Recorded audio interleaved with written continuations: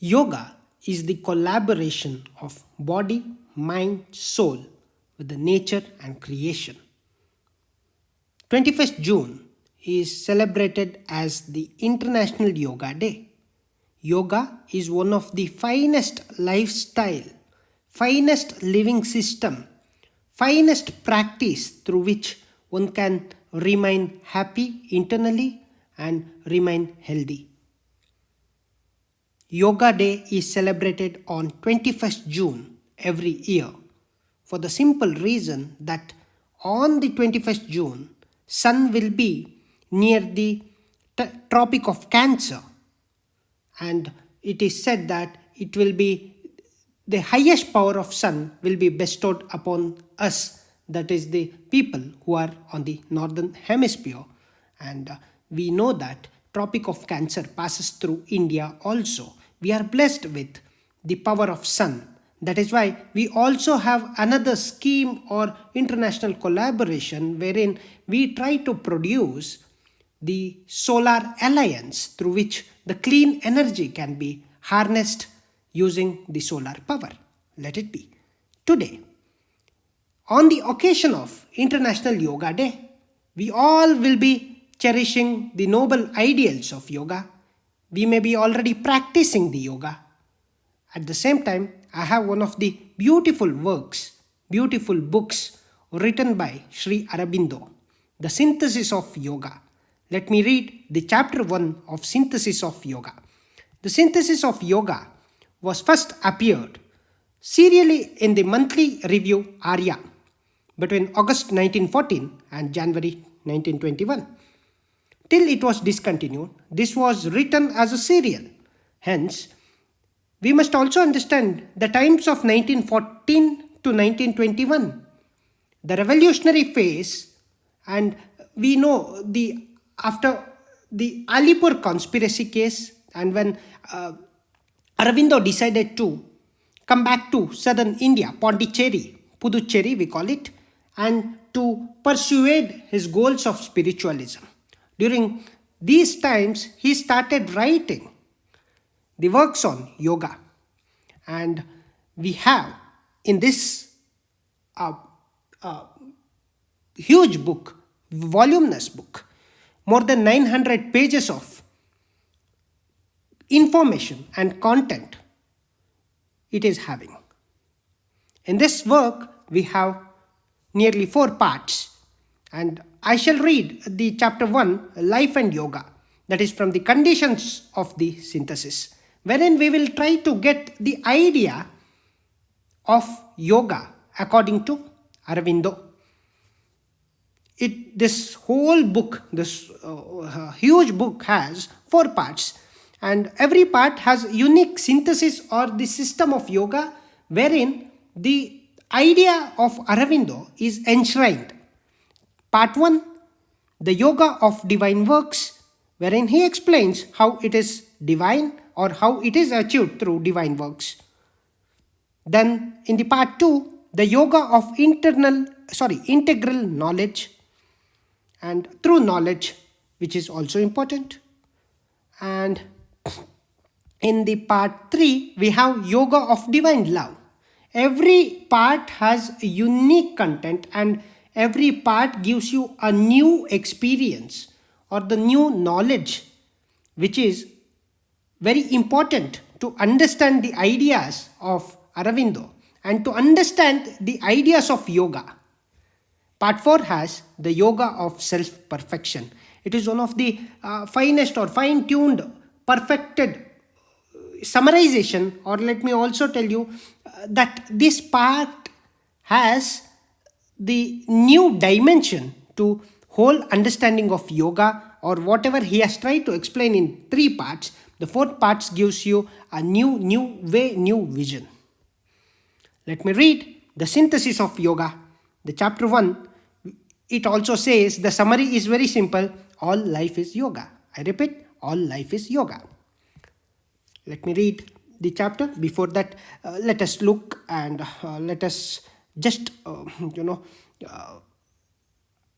watch and the mesmerize and the powerful Sri Aurobindo The picture was taken in 1950, and we will bestow him pranams. Introduction, the conditions of the synthesis. Let me read the chapter 1, Life and Yoga. There are two necessities of nature's workings, which seem always to intervene in the greater forms of human activity. Whether these belong to our ordinary fields of movement or seek those exceptional spheres and fulfillments which appear to us high and divine. Every such form tends towards a harmonized complexity and totality, which again breaks apart into various channels of special effort and tendency, only to unite once more in a larger and more puissant synthesis. Secondly, development into forms is an imperative rule of effective manifestation. Yet, all truth and practice, too strictly formulated, becomes old and loses much, if not all, of its virtue.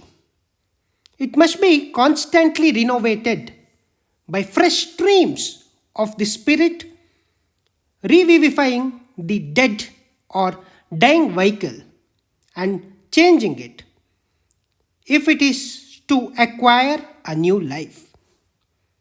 To be perpetually reborn is the condition of a material immortality.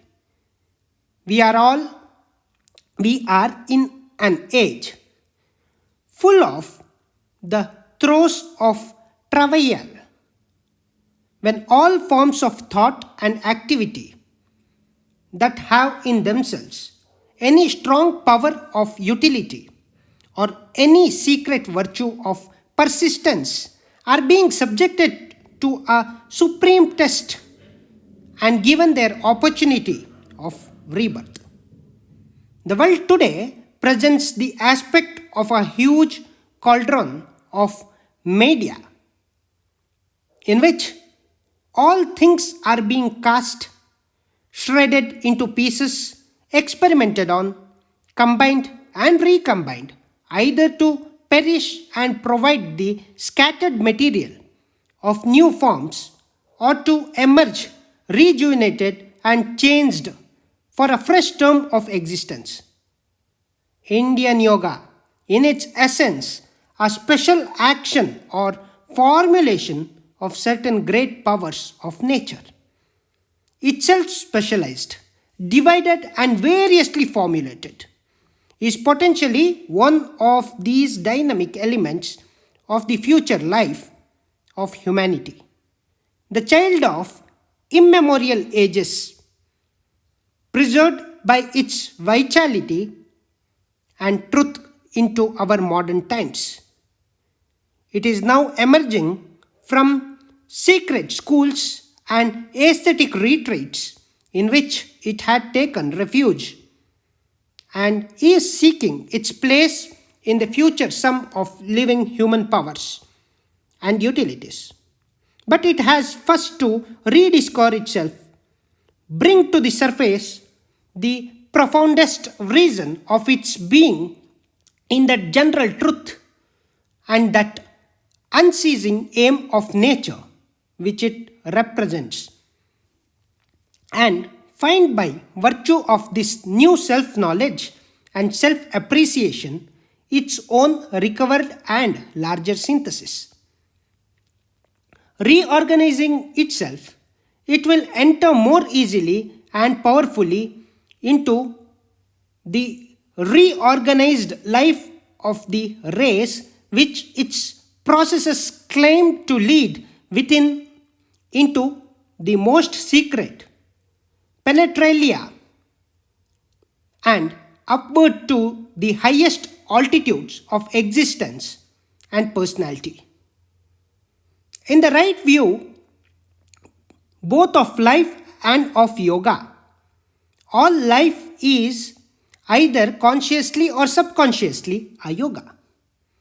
For we mean by this term a methodized effort towards self-perfection by the expression of the secret potentialities latent in the being and highest condition of victory in that effort. A union of the human individual with the universal and transcendent existence we see partially expressed in man and in the cosmos. But all life, when we look behind its appearances, is a vast yoga of nature who attempts in conscious and subconscious to realize her perfection in an ever increasing expression of her yet unrealized potentialities and to unite herself with her own divine reality. In man, her thinker, she for the first time upon this earth devises self conscious means and willed arrangements of activity by which this great purpose may be more swiftly and presciently attained. Yoga, as Swami Vivekananda has said, may be regarded as a means of compressing one's evolution into a single life or a few years or even a few months of bodily existence. A given system of yoga then can be no more than a selection or compression into narrower but more energetic forms of intensity. Of the general methods which are already being used loosely, largely in a leisurely movement, with a profused apparent waste of material and energy, but with a more complete combination by the Great Mother in her vast upward labor. It is this view of yoga that can alone form the basis for a sound and rational synthesis of yogic methods. For then, yoga ceases to appear something mystic and abnormal, which has no relation to the ordinary processes of the world energy or the purpose she keeps in view in her two great movements of subjective and objective self-fulfillment. It reveals itself rather as an intense and exceptional use of powers that she has already manifested or is progressively organizing in her less exalted but more general operations. Yogic methods have something of the same relation to the customary psychological workings of man as has the scientific handling of the force of electricity or of steam to which normal operations in nature. And they too, like the operations of science, are formed upon a knowledge developed and confirmed by regular experiment, practical analysis, and constant result. All Raja Yoga, for instance, depends on this perception and experience that our inner elements, combinations, functions, forces can be separated or dissolved, can be new combined and set to novel and formerly impossible workings, or can be transformed and resolved into a new general synthesis by fixed internal processes. Hatha Yoga similarly depends on this perception and experience that the vital forces and functions to which our life is normally subjected and whose ordinary operations seem set and indispensable can be mastered and the operations changed or suspended with results that would otherwise be impossible and that seem miraculous to those who have not seized the rationale of their process. And if in some other of its forms, this character of yoga is less apparent because they are more intuitive and less mechanical, nearer like the yoga of devotion, to a supranational ecstasy, or like the yoga of knowledge, to a supernal infinity of consciousness and being. Yet, they too start from the use of some principal faculty in us by ways and for ends not contemplated in its everyday spontaneous workings. All methods grouped under the common name of yoga are special psychological processes founded on a fixed truth of nature and developing out of normal functions, powers and results which were always latent but which her ordinary movements do not easily or do not often manifest. But as in physical knowledge, the multiplication of scientific processes has its disadvantages, as that tends, for instance, to develop a victorious artificiality which overwhelms our natural human life under a load of machinery and to purchase certain forms of freedom and mastery at the price of an increased servitude. So, the preoccupation with yogic processes and their exceptional results may have its disadvantages and losers. The yogin tends to draw away from the common existence and lose his hold upon it. He tends to purchase wealth of spirit by an impoverishment of his human activities, the inner freedom by an outer death. If he gains God, he loses life. Or if he turns his efforts outward to conquer life, he is in danger of losing God. Therefore, we see in India that a sharp incompatibility has been created between life in the world and spiritual growth and perfection. And although the tradition and ideal of a victorious harmony between the inner attraction and the outer demand remains, it is little or else very imperfectly exemplified. In fact, when a man turns his vision and energy inward and enters on the path of yoga, he is popularly supposed to be lost inevitably to the great stream of our collective existence and the secular effort of humanity. So strongly has the idea prevailed, so much has it been emphasized by prevalent philosophies and religions that to escape from life is now commonly considered as not only the necessary condition but the general object of yoga. No synthesis of yoga can be satisfying which does not, in its aim, reunite God and nature in a liberated and perfected human life, or in its method, not only permit but favor the harmony of our inner and outer activities and experiences in the divine consummation of both.